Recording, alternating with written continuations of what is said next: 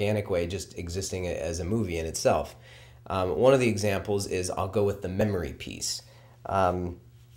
Memory, Wolverine doesn't have his memory. That's one of the things that makes him very interesting. He's this vigilante weapon who's just on, the run, and he's loose, and he's trying to learn his past. In the comics, the way that he loses his memory is just through this horrific surgery that he goes through, where they're, grafting this metal to all of his bones, including his skull and everything else. And it's in the surgery, and it's not completely clear whether it's anesthetic or whether it's just the intense physical pain of the surgery. One way or another, he's reduced just to his animal instincts, and it doesn't seem like he can think. He breaks out of this facility and goes berserk, and he kills everybody in the facility, and then escapes and collapses and wakes up, and he doesn't know what happened. All of a sudden he has these claws. I think that's why people assumed that the claws were put in him, because he was so surprised by these claws. In the film, they changed this so that he still had that memory. I think they did it for plot reasons. It was easier for the plot to continue if he could still remember what his goals were and where he was going. And then in the end, you have the villain walking around saying, well, I have this bullet, it's this adamantium bullet, and I'm going to go put it through Wolverine's head because I won't kill him, but at least he'll forget. And it's like, do you really care that there's a lot of other people that saw all the things that you did, and there's this whole facility here and all this stuff. Is it important that Wolverine forgets? Maybe you don't want him coming after you. For me, it felt more like they needed him to forget, because that's where the X-Men movie starts. They needed him to forget. So, and by the way, this is one of my pet peeves. When you're going to put a bullet through somebody's head and that's how they forget, I don't think that's a good explanation.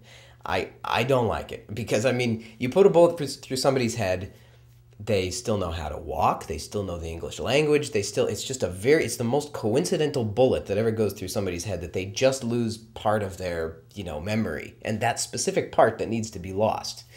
I'm also curious, the whole movie they have this guy who's a really, really good shot, and they have this silver bullet, basically, this adamantium bullet that they don't use until after the straight shooter and the good shot is dead. If I was the villain, I would have been like, oh, hey, by the way, you're a good shot. I have this gun that could probably kill Wolverine, or at least render him pretty helpless. But instead, he just waits and uses himself. There's things like this. They're just like, this was not thought of, very well. But I don't want to be too punishing on the plot, because the plot, I don't think people see movies like this for the plot. Again, these characters are what's famous, and people want to see the character pieces. They're action character pieces. I don't know if that makes sense, but people don't go, I don't think, for a really, really sophisticated, really intense plot. So I'm not going to be too punishing there. What I will say, just since people do go to these action movies for special effects and the spectacle, if you're going to rely on that stuff and you're not going to think that much about the plot, you really have to make sure that the special effects are good. You can't have a scene in there where Wolverine's in the bathroom and it looks like, they painted the claws in with Crayola after the print was made. You can't do that.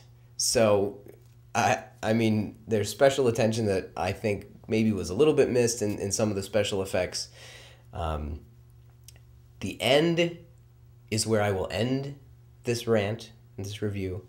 After the credits, there are two scenes. Those of you who've seen the movie know what I'm talking about. There is a different one depending if you see the movie on IMAX or if you see the movie in the regular theater. If you see it on IMAX, this is a spoiler alert, by the way. I think there's been a couple along the way. Sorry if I didn't warn you. But there's Deadpool walking around with no head, and he's walking around, and he finds his head, and he puts it back on. And I didn't see that one, and it sounds kind of stupid to me. Sorry to be blunt. The other one, which is the one I saw, is Wolverine in a bar. I think it was in Japan, and he's drinking and he's drinking. The bartender says, "Are you drinking to forget?"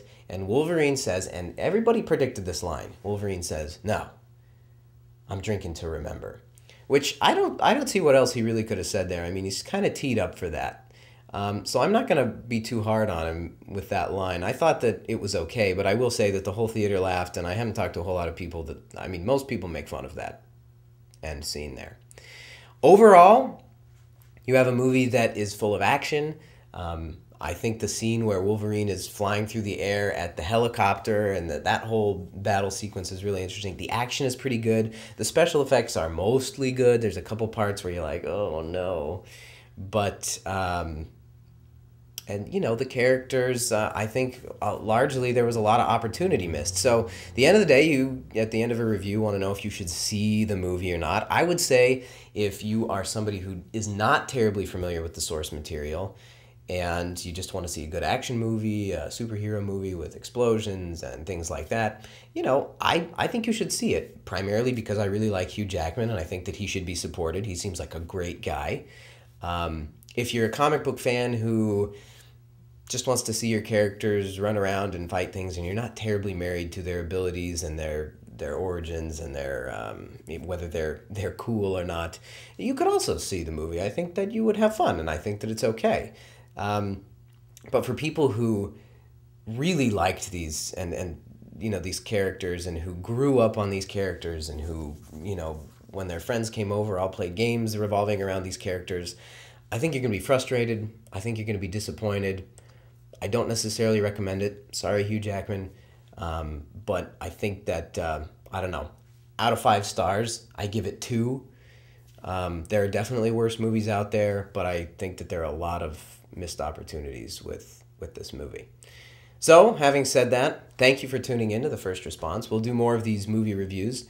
Don't forget, you can email us at thefirstresponse@gmail.com, or feel free to post your comments or video comments below. Thank you very much.